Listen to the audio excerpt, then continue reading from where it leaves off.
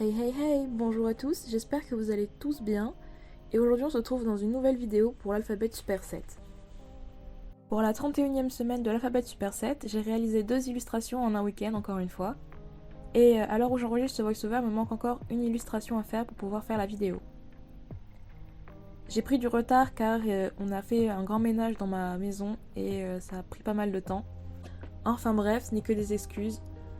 J'aurais quand même pu dessiner un petit peu pendant ces semaines-là. Commençons tout de suite avec la lettre U. Pour la lettre U, je vous avais demandé de l'aide pour choisir entre 2 créatures qui étaient proposées. C'était donc Lumibozu et une autre créature dont le nom est imprononçable pour moi. C'était une créature de la mythologie hindoue. Et du coup, vous avez choisi Lumibozu, qui est une créature de la mythologie japonaise. Lumibozu est un yokai marin qui a tendance à apparaître une fois la nuit tombée et lorsque la mer est très calme. Son unique but est de faire couler les navires qui croisent sa route. Il possède une taille assez impressionnante et peut mesurer plusieurs dizaines de mètres. C'est un des monstres les plus grands de la mythologie japonaise. On ne sait pas trop à quoi ressemble Lumibozu, car seul le haut de son corps émerge de l'eau. Il est avec une peau de couleur noire, encre, légèrement translucide. On dit qu'il a le crâne rasé, et ce qui le fait ressembler à un bonze bouddhiste, et c'est d'ailleurs de là que vient son nom. Pour contrer Lumibozu, il faudrait lui fournir une louche percée ou un tonneau sans fond dans lequel l'eau s'échappe pour pas qu'il n'inonde le bateau. L'explication la plus plausible de l'origine des récits de Lumibozu sont en réalité scientifiques. Il s'agirait d'un phénomène naturel appelé les vagues scélérates. Selon ce phénomène très rare, des vagues immenses peuvent apparaître subitement alors que la mer est relativement calme.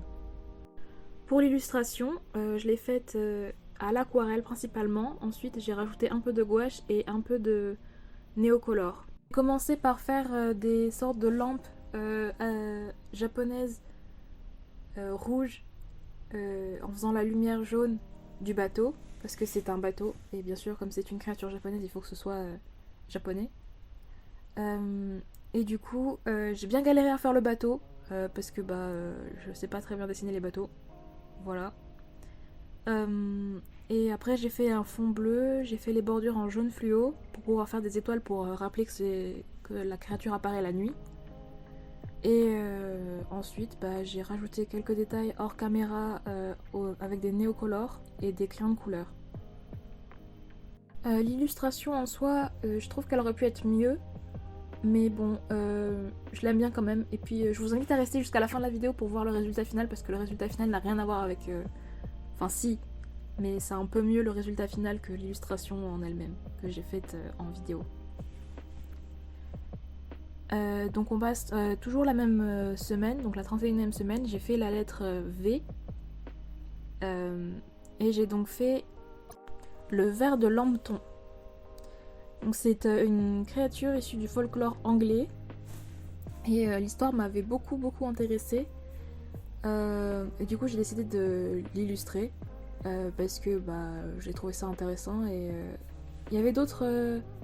Bien sûr, d'autres créatures qui m'auraient intéressé comme les Valkyries ou bien une autre créature qui était slave, je crois, et qui avait un rapport avec une créature que j'avais déjà faite. Du coup, je me suis dit que ça aurait été intéressant de faire une illustration qui avait un lien. Mais finalement, j'ai décidé de partir sur le ver de Lambton. Donc, le ver de Lambton, c'est un ver... un ver géant qui est un corps de serpent dont la mâchoire contient des centaines de dents très aiguisées, et de chaque côté de son cou il y a 9 branchies d'où suinte un liquide nauséabond, et son corps sécrète une écume blanchâtre qui fait dépérir l'herbe sur laquelle il repose. Ensuite, son haleine est empoisonnée et brûle les feuilles des arbres voisins. Pas très sympathique tout ça. Donc l'histoire, ce serait que ça se passe au village de Washington, dans le comté de Durham en Angleterre. Et John Lambton, l'héritier débauché du château Lambton, pêcha dans le fleuve un horrible serpent doté d'une face de démon qui prit pour l'incarnation de ses péchés de jeunesse. Et pris de panique, il se débarrassa du monstre en le jeta dans un puits puis, voulant se repentir de ses péchés, il est parti en pèlerinage en Terre Sainte. Pendant ce temps, la créature a grandi de plus en plus au point que le puits devienne trop étroit pour elle et elle s'en échappa. Ensuite, elle est devenue meurtrière elle a dévasté les alentours.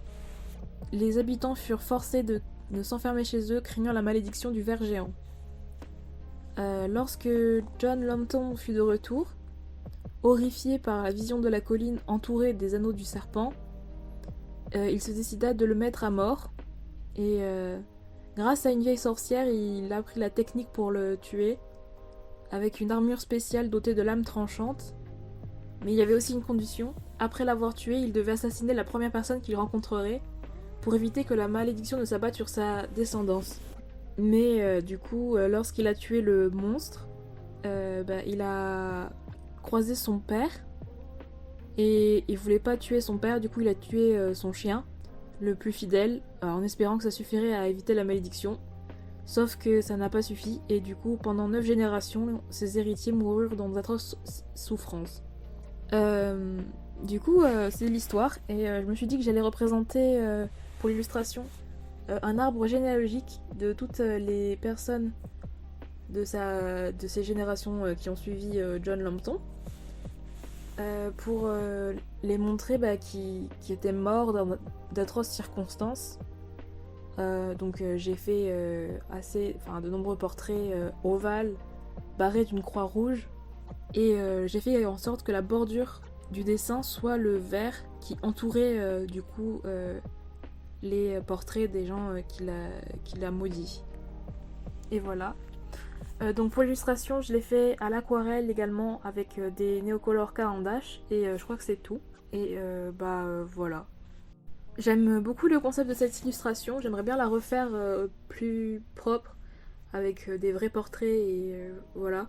Ensuite, je vais faire un peu plus rapidement pour cette créature, car j'ai beaucoup parlé pour le ver de Lambton. Donc nous passons donc à la 32e semaine avec la lettre W. Et j'ai donc choisi le Wendigo, qui est une créature surnaturelle du folklore de l'Amérique du Nord. Donc le Wendigo, ce serait la transformation physique d'un humain après la consommation de viande humaine, ou une possession spirituelle. Donc le Wendigo, ça vient en fait du cannibalisme et lorsque les tribus autochtones étaient en disette, pour éviter qu'ils ne se mangent entre eux, on disait qu'il y avait le Wendigo, que quand tu devenais cannibale, tu te transformais en Wendigo, un truc comme ça. Et donc le Wendigo, c'est une sorte d'homme squelettique qui vit dans la forêt.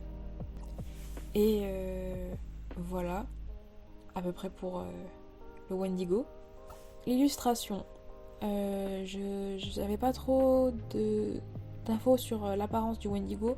Du coup, je me suis inspirée d'autres personnes qui avaient déjà illustré le Wendigo, sans pour autant copier. Donc j'ai fait un être squelettique avec des bois de cerf qui mangent quelque chose dans la forêt. Et pour représenter le sang, tout ça, le cannibalisme, j'ai décidé de faire un fond rouge. Et les bordures, c'était du bois, donc dans la forêt. Et voilà. Donc j'ai fait l'illustration à l'aquarelle avec des néocolores et de l'encre de Chine. Donc j'ai commencé par faire le fond, puis faire les bordures, essayer de jongler entre les bordures et le fond en attendant que ça sèche, etc. pour l'aquarelle. Ensuite, une fois que j'avais fini à peu près le fond, j'ai commencé à faire le Wendigo à l'encre de Chine. puis j'ai fait les contours du Wendigo pour le détacher un peu plus du fond, pour qu'on le voie mieux. Et voilà, c'est tout. L'illustration, je l'aime bien, mais je l'ai fait un peu à la va-vite. Du coup, elle est un peu ratée. Mais voilà. Donc je crois que c'est tout pour la vidéo. Oui. J'espère que la vidéo vous aura plu. Je l'ai sortie un peu plus tard que d'habitude. Mais je vais essayer quand même de me rattraper et de sortir la vidéo la prochaine fois plus rapidement. C'était Léonie. On se retrouve dans une prochaine vidéo. Bye!